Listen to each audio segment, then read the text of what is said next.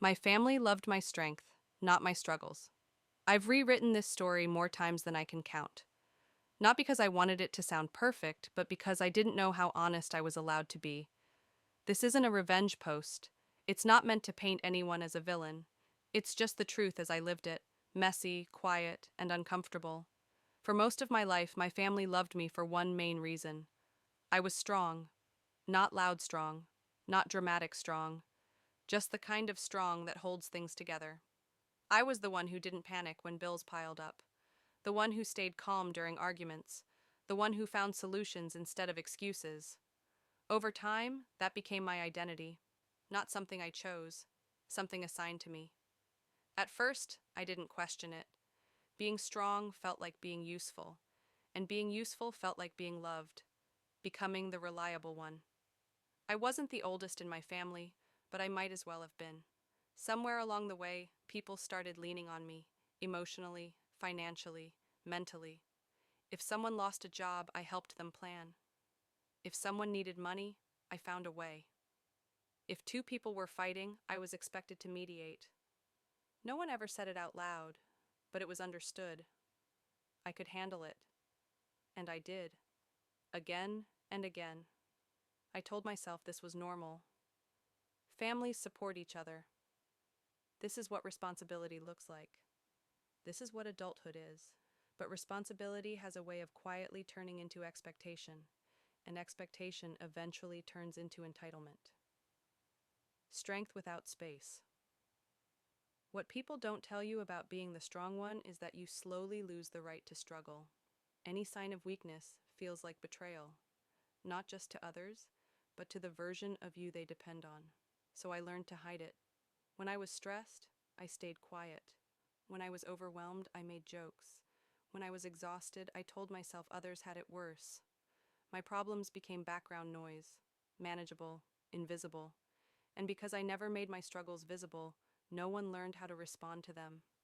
When life pushed back, things didn't fall apart all at once. They rarely do. My job became unstable. Hours were cut.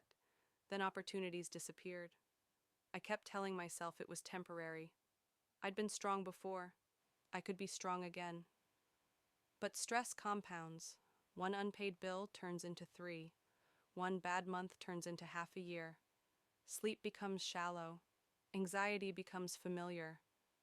Still, I didn't ask for help, because strong people don't need help.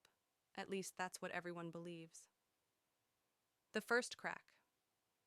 The first time I hinted that I wasn't okay, the response was awkward. People changed the subject, gave surface-level encouragement, told me I'd figure it out. One person laughed and said, "If you can't handle it, who can?" They meant it as a compliment. It didn't feel like one. That's when I realized something uncomfortable. My strength had become their safety net, and no one wants to see the safety net fray. Asking directly. Eventually, I couldn't pretend anymore. I asked for help. Not dramatically, not desperately. Just honestly. I didn't ask for everything. I asked for something small, temporary, reasonable. The silence was louder than I expected. Some people hesitated.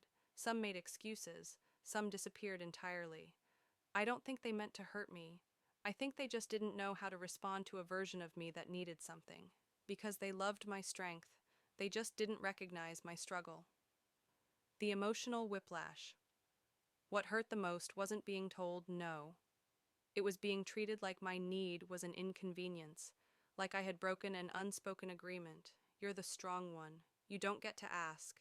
I felt embarrassed for needing help, angry for giving so much, guilty for feeling angry at all. That emotional whiplash stays with you. Rewriting the rules. I wish I could say I confronted everyone and everything changed. I didn't. What changed was quieter. I stopped overgiving, stopped solving problems that weren't mine, stopped measuring my worth by how useful I was. Some relationships shifted, some cooled, a few faded away completely. That part hurt, but it also told me the truth. What I learned the hard way.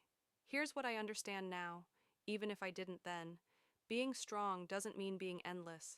People can love what you provide without knowing who you are. And sometimes the strongest thing you can do is let others feel uncomfortable with your boundaries. My family didn't stop caring about me, but they cared most about the version of me that made their lives easier. Where I am now, I'm not angry anymore. I'm more careful. I still help, but intentionally. I still care, but selectively. I no longer disappear inside other people's needs. And when I struggle now, I don't hide it to protect an image. If someone can't handle my honesty, that tells me everything I need to know. Final thought. If you're the strong one in Yo,